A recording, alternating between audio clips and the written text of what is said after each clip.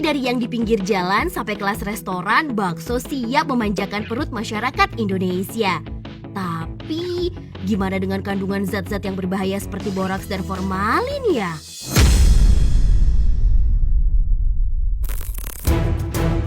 Soalnya, Besti, varian bakso saat ini terutama yang harganya murah meriah bikin kita jadi curiga.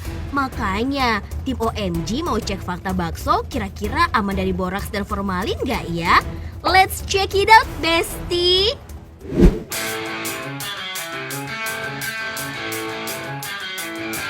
Untuk sampel bakso yang pertama ini, Besti, tim OMG dapatkan di daerah Jakarta Timur. Untuk harga satu porsi bakso daging sapi yang dijual kios ini dibanderol dengan harga Rp16.000, Besti.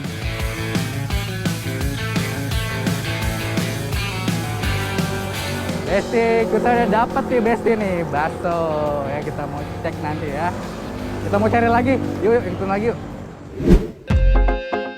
Sedangkan untuk sampel bakso yang kedua, tim OMG dapat dari wilayah Jaksel, Besti, alias Jakarta Selatan. Untuk harga satu porsi bakso daging ayam yang dijual di gerobak ini hanya Rp10.000, Besti. Selanjutnya, bakso tusuk yang digemari banyak kalangan. Bakso tusuk dengan daging ayam ini tim OMG dapatkan di sekitar area sekolahan, Besti, yang juga di daerah Jakarta Selatan. Untuk harganya murah, Besti, Rp1.000 aja untuk satu butir baksonya.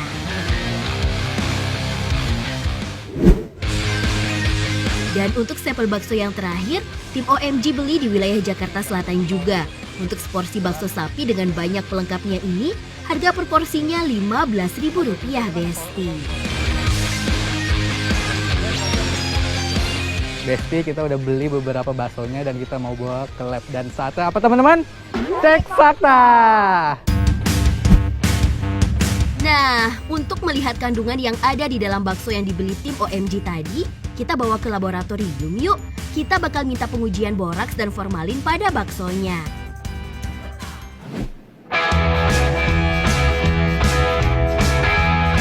Oke Bu Emma, ini mohon diterima sampel yang kita mau cek apakah ada kandungan boraks dan formalinnya ya Bu. Oke. Siap. Jadi kita akan persiapkan dulu ya. Siap Ibu. Untuk diujinya ya. Oke. Untuk pengujian boraks dan formalin, sampel bakso ini harus dihancurkan terlebih dahulu ya. Besti, ternyata pengujian boraks bisa dilakukan juga di rumah tuh. Bahannya gampang, hanya membutuhkan ekstrak kunyit aja.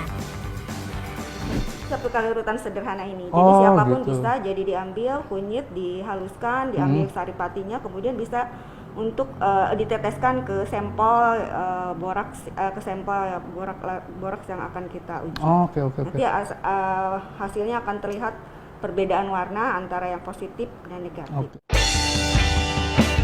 Nah, pertama, Bu Emma menyiapkan pembandingnya dulu. Ini berfungsi untuk melihat hasil dari keempat sampel nanti. Kalau warnanya cenderung mirip dengan contoh positif mengandung boraks, maka bisa disimpulkan bahwa sampel baksonya mengandung boraks. Sedangkan jika hasilnya berbeda dengan contoh yang positif, maka bisa disimpulkan sampel bakso tidak mengandung boraks, Besti. Oh iya, dalam penelitian ini, Bu Emma menggunakan teknik penelitian kualitatif ya. Jadi hasil penelitian ini hanya mengetahui ada atau tidaknya kandungan dua zat berbahaya itu, bukan untuk mengetahui berapa banyak kadar zat berbahayanya ya. Sampel yang mengandung boraks warnanya akan berubah seperti merah kecoklatan seperti ini. Berarti ini ada boraksnya ya Bu? Yang ada boraksnya ini standar yang kita punya. Jadi sampel yang mengandung boraks. Dan sampel 1, sampel 2, sampel 3, sampel 3, sampel 3, sampel 4 dan semuanya ternyata Berbeda negatif. Ya Bu? Negatif nih Ya, harinya. kalau warnanya tidak berubah, tetap berwarna kuning seperti halnya turmeric, larutan turmeric tadi, berarti ini adalah negatif. Wah, hasilnya oke nih Besti. Dari keempat sampel, ternyata semuanya negatif boraks tuh.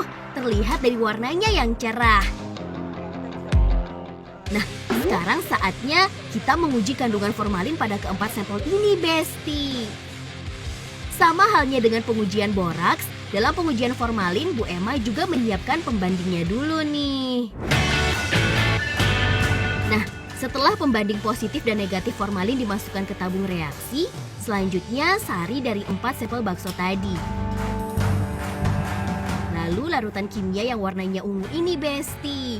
Setelah itu baru ditambah lagi nih sama larutan asam sulfat.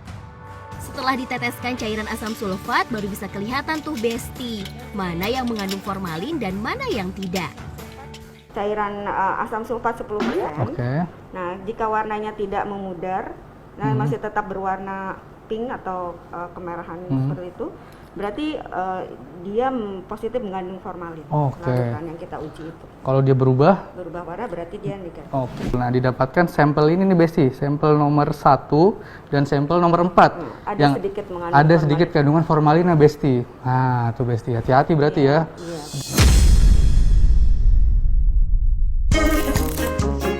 Wah, Besti, ternyata dari keempat sampel ini, 2 diantaranya masih mengandung formalin loh.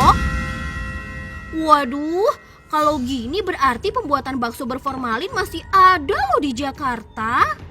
Tapi sebenarnya seberapa bahaya sih boraks atau formalin itu? Yuk kita dengar penjelasan dari Bu Yani.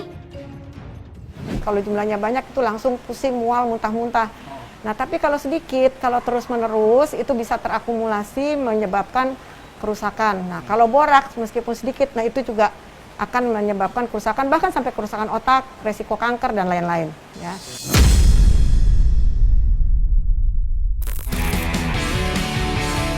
Tapi ada tips nih buat ibu-ibu yang takut makan bakso yang ada formalinnya. Kalau kandungannya cuma sedikit bisa dihilangkan kok. Caranya dengan merebus bakso menggunakan air. Eits, tapi jangan lupa airnya dibuang ya. Sementara boraks meskipun sedikit tetap tidak bisa dihilangkan. Jadi sebaiknya hindari ya. Caranya dengan menguji boraks menggunakan larutan kunyit seperti yang tadi sudah dijelaskan Bu Yani.